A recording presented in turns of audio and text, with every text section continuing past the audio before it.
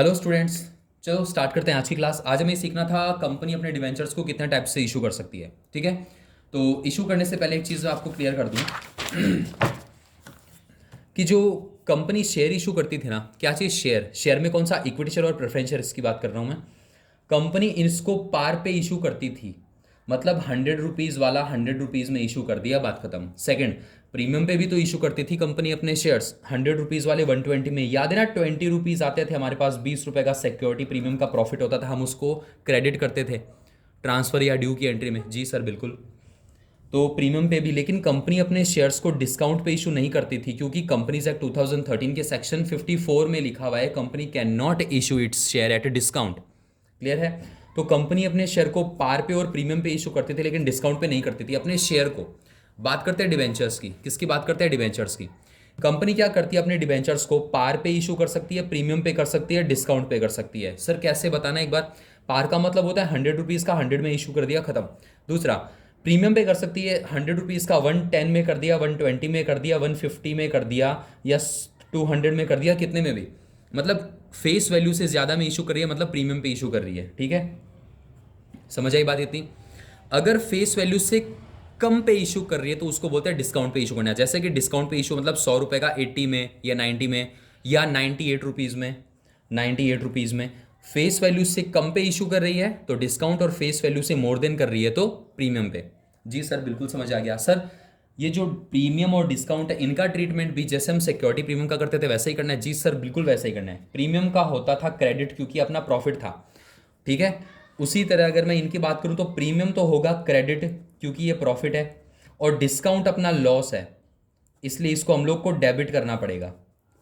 Premium credit होता था, discount debit होगा। कौन सी एंट्री में? सेम वही प्रोसीजर है जैसे कि प्रीमियम कहाँ हम क्रेडिट करते थे, ट्रांसफर या ड्यू की एंट्री में ना, ट्रांसफर या ड्यू की एंट्री में सेम उसी तरह से ये जो लॉस है या जो डिस्काउंट है उसको भी हम डेबिट करेंगे। कौन सी में? ट्रांसफर या ड्यू की एंट्री में। इसके अलावा इसको बैंक वाली एंट्री में कभी भी मत लिख देना गलती से, ये हमेशा या तो ट्रांसफर वाली या ड्यू की एंट्री में आएगी, बैंक की एंट्री में कभी भी नहीं आने वाला। तो ये चीज़ तो समझ में आई कि हम डिबेंचर को पार पे, प्रीमियम पे और डिस्काउंट पे इशू कर सकते हैं, लेकिन शेयर को इशू नहीं कर सकते डिस्काउंट पे। कहाँ लिखा हुआ है सर कि शेयर को डिस्काउंट पे इशू नहीं कर सकते? ये लिखा हुआ है सेक्शन 54 में, अकॉर्डिंग टू कंपनीज एक्ट 2013। अब आ जाओ पीछे वापस, चलो नोट करो फटाफट।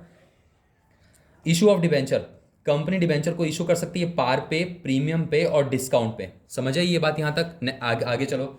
अब डिबेंचर को इशू करेगी तो वो अदर देन कैश के लिए भी इशू कर सकती है। सर अदर देन कैश क्या होता है? अदर देन कैश होता है कंपनी ने डिबेंचर इशू किया और बदले में कोई एसेट्स ले ली, जैसे कि मशीनरी खरीदी और बदले में डिबेंचर दे दिया, फर्नीचर खरीदा बदले में डिबेंचर दे दिया, एसेट्स खरीदी बदले में डिबेंचर दे दिया, कुछ लैंड एंड बिल्डिंग परचेज की और बदले में डिबेंचर्स दे दिए।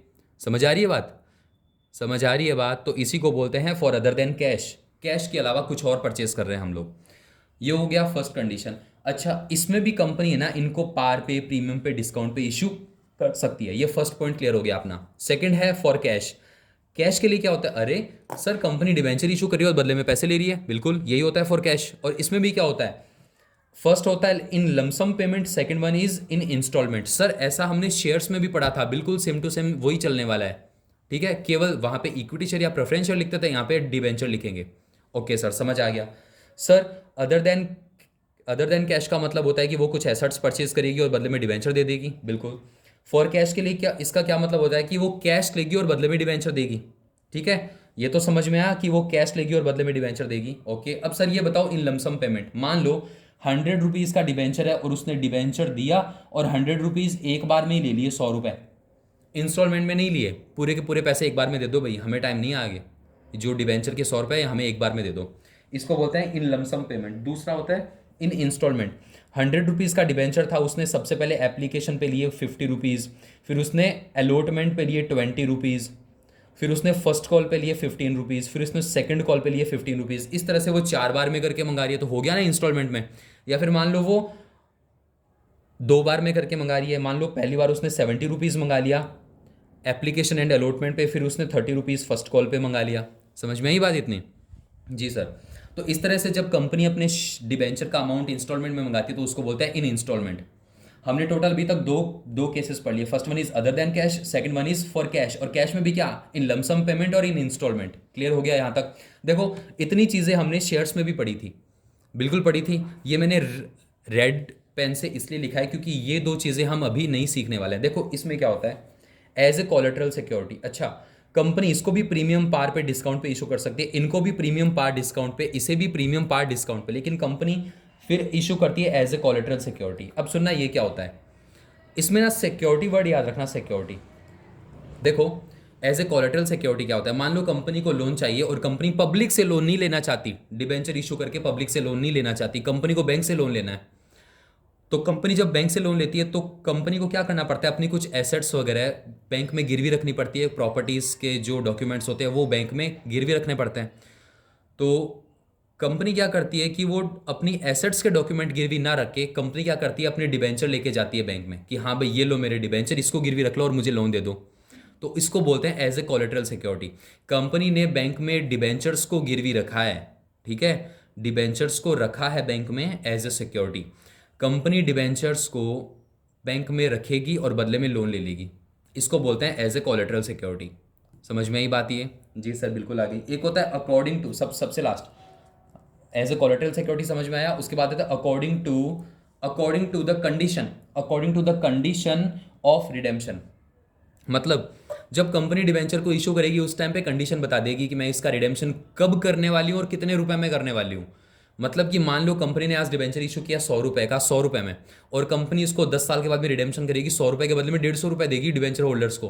तो उसने रिडेम्पशन की कंडीशन बता दी ना, तो जब वो रिडेम्पशन की कंडीशन भी मेंशन कर दे तो उसको बोलते हैं according to the condition of redemption. ये सेम टू सेम ऐसा ही होने वाला है जैसे हम यहाँ पे लमसम पेमेंट में सीखने वाले हैं। तो इसका कनेक्शन डायरेक्ट इससे है, और वो कैसे होगा ये मैं आपको बताऊंगा जब हम इस कंडीशन में आएंगे, इस वाले मेथड में आएंगे, फोर्थ मेथड में, ठीक है। तो अभी इन सबको एक बार स्किप करो और हम आज पढ़ते हैं for other than cash. For other than cash कि जब कंपनी डिबेंचर इशू कर रही है अदर देन कैश के लिए, तो सुनना एंट्री क्या होगी जब कंपनी अदर देन कैश के लिए इशू करती है, ठीक है ना। फर्स्ट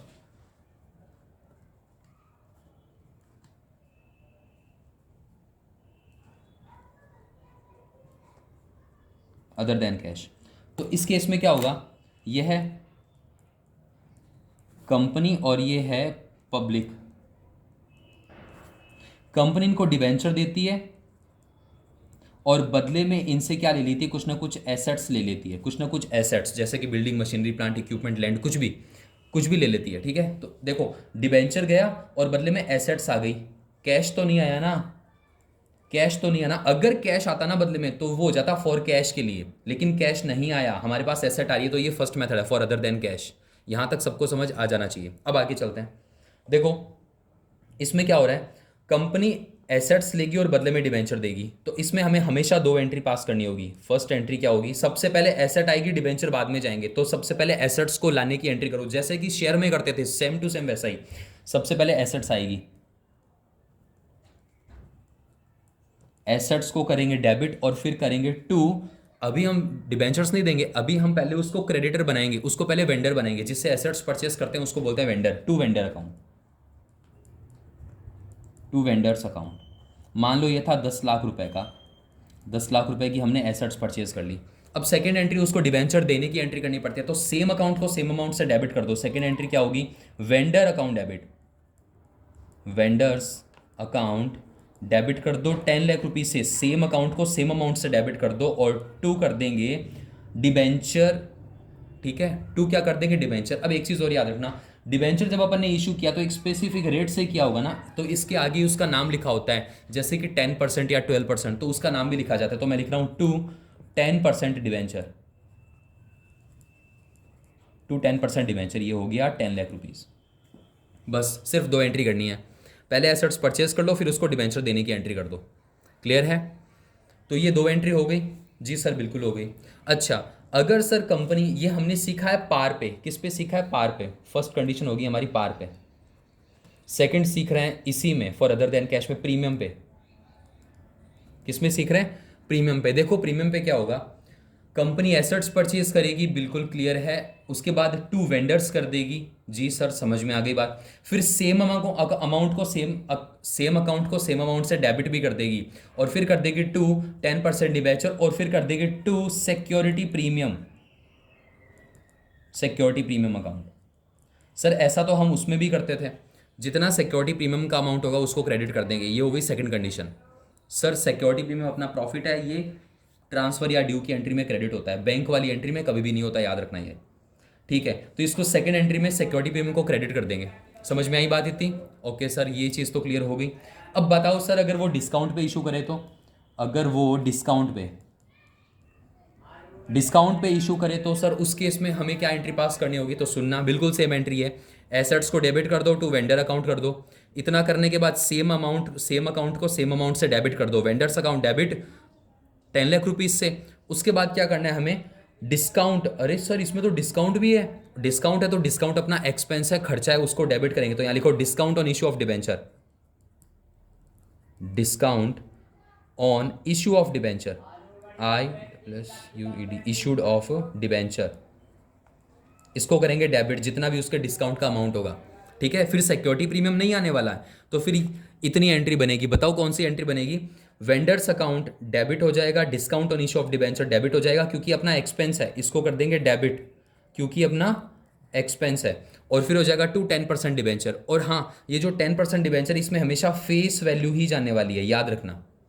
फेस वैल्यू कैसे जाएगी? मान लो 100 रुपये का डिबेंचर 100 रुपये में इशू किया तो 100 रुपये आ जाएंगे यहाँ पे।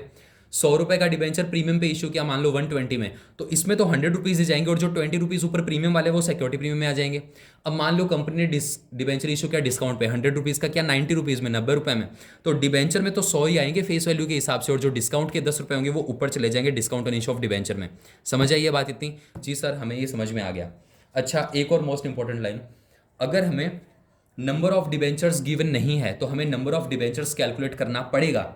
नंबर ऑफ डिबेंचर्स हमें कैलकुलेट करना पड़ेगा, याद रखना ये बात। अच्छा, नंबर ऑफ डिबेंचर्स कैसे कैलकुलेट किया जाता है उसका फॉर्मूला मैंने पहले भी लिखाया था, calculation of issue of share, वैसा ही सेम है।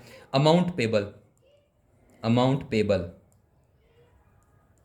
Upon issue price, issued price, तो हमारे पास आ जाएगा number of debenture to be issued, number of debenture to be issued. और हमें ये चीज़ कैलकुलेट करनी बहुत ज़रूरी है, याद रखना।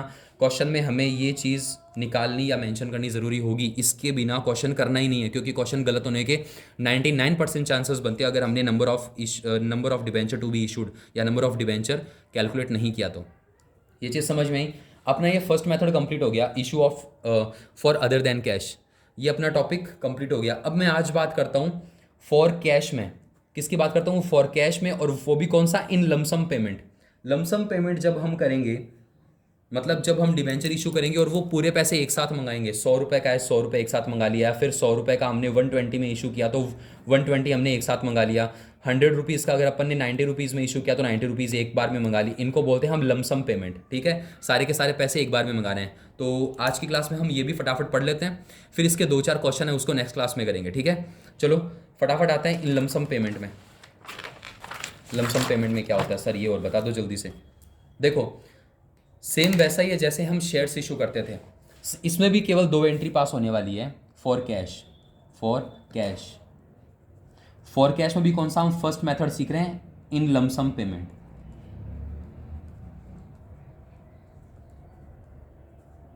इन लमसम पेमेंट में भी हमारे पास 3 कंडीशंस होगी, या तो पार पे या प्रीमियम पे या डिस्काउंट पे। तो सबसे पहले बात करते हैं पार की। सबसे पहले किसकी बात करते हैं? पार की। मान लो 100 रुपये का डिबेंचर उसने 100 रुपये में इशू किया, तो एंट्री होती है, फर्स्ट कंडीशन क्या आती है अपनी? 100 रुपये का डिबेंचर उसने 100 रुपये में इशू किया, तो एंट्री होगी, ध्यान से सुनना, पहले बैंक की एंट्री फिर ट्रांसफर की एंट्री। एंट्री होती है bank account debit to 10% debenture application and allotment account 100 rupees. Sir same entry अपन ने शेयर वाले में भी की थी, वहां पे अपन ने लिखा था to share application and allotment, याद आया ना? अब सेम अकाउंट को सेम अमाउंट से डेबिट कर दो, 10% डिबेंचर एप्लीकेशन एंड अलॉटमेंट, कितना? यहाँ पे 100 रुपये हो जाएगा, और उसके बाद में करो टू 10% डिबेंचर, जैसे उसमें इक्विटी शेयर कैपिटल था ना, उसमें ये होगा 10% डिबेंचर। ठीक है, केवल इतना ही लिखना है, 100 रुपये। ये तो बात होगी किसकी? पार की, कि हमने शेयर्स को पार पे इशू किया है। किस पे इशू किया है? पार पे। अब मैं बताता हूँ कि सर अगर अपन ने शेयर को प्रीमियम पे इशू किया होता तो क्या एंट्री होती। सिंपल सी बात है यार, अगर अपन ने प्रीमियम पे इशू किया होगा तो 100 रुपये के बदले में हमने 120 रुपये मंगाए होंगे। 100 रुपये का शेयर अपन ने 120 में इशू किया होगा तो 20 रुपीज़ प्रीमियम पे भी आएंगे, तो हमारे पास बैंक में 120 के हिसाब से आएगा। तो सबसे पहले bank account debit 120, bank account कितना 120, फिर 10% डिबेंचर एप्लीकेशन एंड अलॉटमेंट पे भी 120 चला जाएगा। क्लियर है ना यहाँ तक। उसके बाद में मैं सेम अकाउंट को सेम अमाउंट से डेबिट करूंगा, तो 10% debenture application and allotment account debit 120 120 रुपये से डेबिट करूंगा, और फिर करूंगा 10% डिबेंचर, और यहाँ पे फेस वैल्यू ही जाती है। फेस वैल्यू कितनी थी 100 रुपीज़, और फिर हो जाएगा 2 सिक्योरिटी प्रीमियम। सिक्योरिटी प्रीमियम में चले जाएंगे 10 रुपये। ये चीज़ समझ आ जानी चाहिए। सिक्योरिटी प्रीमियम हमेशा ट्रांसफर या ड्यू की एंट्री में क्रेडिट होगा। क्लियर है यहाँ तक। जी सर समझ आ गया। सर उसी तरह अगर अपन ने डिबेंचर को इशू किया था 100 रुपये का 90 रुपीज़ में 10% डिस्काउंट पे या 10 रुपये डिस्काउंट पे, तो सर हमारे पास फिर बैंक में 90 रुपये आते हैं ना, बिल्कुल 90 रुपये आते हैं। तो एंट्री होती है bank account debit 90 rupees to 10% debenture application and allotment 90 rupees. फिर मैं सेम अकाउंट को सेम अमाउंट से डेबिट करता 10% debenture application allotment account debit 90 rupees से। कितने रुपये से? सिर्फ 90 रुपीज़ से डेबिट करता, और फिर मैं discount on issue of debenture को भी डेबिट करता। देखो सेम लाइन है जो मैंने यहाँ लिखी है, discount on issue of debenture. ये लाइन याद रखना, आगे बहुत काम आने वाली है। यहाँ पे लिखता discount on issue of debenture, issue of debenture debit, और ये 10 रुपये यहाँ जाते, इस यहाँ आते 90 रुपये, 10 रुपये यहाँ चले जाते, और फिर अपने पास सिक्योरिटी प्रीमियम नहीं है, अपने पास क्या है 10% डिबेंचर, तो यहाँ पूरा फेस वैल्यू जाता 100 रुपीज़ से। समझ में आई इतनी बात? जी सर ये बात समझ में आ गई हमारे। अब हमें इसके कुछ एक प्रैक्टिकल क्वेश्चंस करवा दो, कुछ एक प्रैक्टिकल क्वेश्चंस करवा दो। तो देखो इससे रिलेटेड हम 2 से 3 क्वेश्चंस करने वाले हैं अपनी नेक्स्ट क्लास में। समझ में ही बात? तो आप घर पे इसको अच्छे से पढ़ना, दोबारा रिवाइज करना, और हम पढ़ते हैं हमारी नेक्स्ट क्लास में। ठीक है, तब तक के लिए थैंक यू।